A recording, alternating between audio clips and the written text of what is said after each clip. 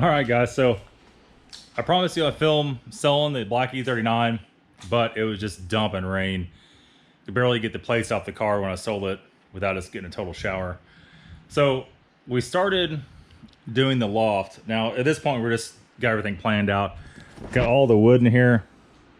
So got all the 9.5-inch eye joist, all the stair stringers, tons of 2x10s, 2x6s for the stub wall, 2x8s we got to cut down for the risers on the steps, and so forth. So this is where we're at. We're just kind of getting the outside parameter laid in, and what we end up doing here.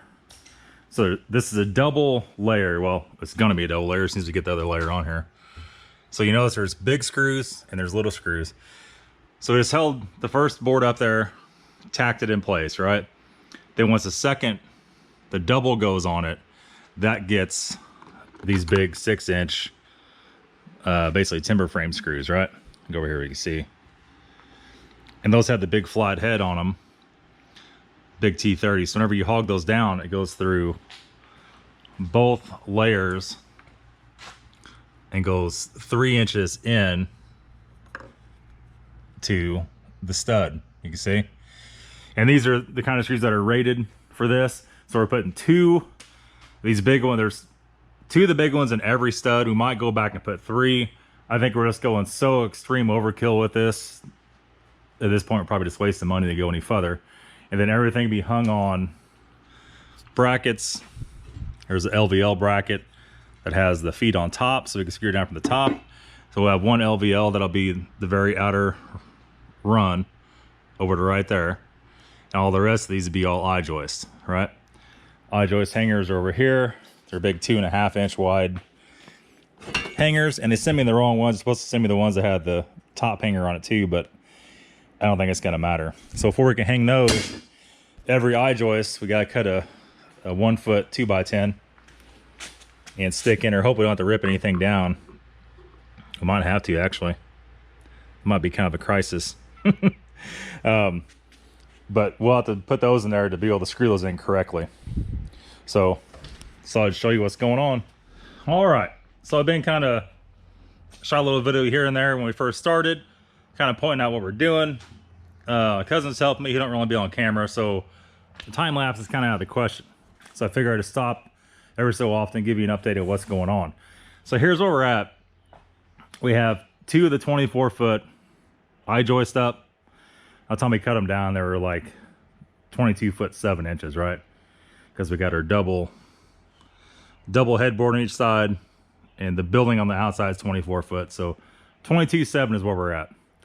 Now our LVL is not in, so you can see we got mark up here, a little red mark. That'll be the LVL that goes all the way across. That'll land about right there. So once that gets here, so here's the rest of them. Now, you notice we have all the eye joists here. We got one more 24-footer, which you might have to cut down, sort of behind that chair, and the rest is only 20. I've got to figure out, this will be for tomorrow's deal. As you're coming in here, we're gonna leave enough room to pull in here, back a car in here, and back a car in right here, and still have a 4-foot wide stairs, right? We keep something small like the 1600 over here, it's not a problem. Can't have anything too extravagant over here because, you know, won't be able to walk around it too easy. But overall, shouldn't be an issue. So we need to figure out, as we're walking up here, where the stairs want to start. We got a spot from the lawnmower with the grass running on the floor. Where the stairs want to start. I'm gonna walk up here, and we want to have a landing. So you can go at the top of the steps, have like a 4 or 5 foot landing. You can stand and look out the windows. And if we get it all exhausted up in here, I want to be able to walk up the steps, slide open the upstairs windows, and let whatever smells out of here if you get a car idle on or something like that. There you go. That's what we end up with, guys, with this. And all our brackets are on. Now, we did not put any, some of you guys, construction guys will know this one. With these eye joist brackets, there's only one big giant hole here. And I thought about just drilling up here. There's no holes in the top, and putting a screw in on each side. Or going through this, drilling through this, putting a bolt with a nut, and then putting a piece of 1 inch in here on both sides, and then cinching it all together with a bolt and a nut. Leave a comment. I'll have my finger with the damn microphone. Leave a comment. Let me know what you think about that. If you think I put a bolt in the nut or just leave it. A lot of guys are just leaving that. We got a screw going down from here on each side, one going up, another one on the other side going down.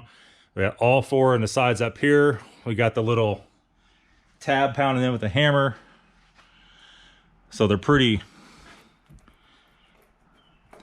sturdy, I would say. Still maybe something else in the top. I'm not really sure. We're going to figure that out, do a little more research on that and see.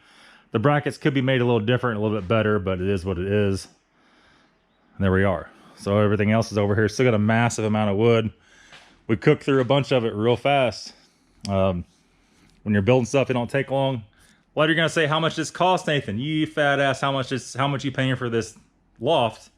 Well, could have built it real cheap. Could have used 2x12s or 2x10s. Could have just nailed everything together. Done all that crap. It could have been probably under $1,000 on it. Doing it the way we're gonna do it, using pre-cut stair runners, stuff we don't have to rely on me cutting everything perfect with a skill saw to get all of that. So we could basically just throw them all up there ready to go. We're probably, by the time we get the OSB in, we're probably $1,600, $1,700, $1,800 into it, which is quite a lot to have a 14-foot wide by 24-foot wide loft. But it's going to free up some very crucial space in the shop, and you know, it's also heat and AC controlled. So when Uncle comes back here, he could use this as a bedroom, whatever he wants. It's heated and cooled, and a little extra space never hurt anybody. That's going to be it, guys. Short video today. We'll keep you posted. We'll label this part 1. We'll see you very soon.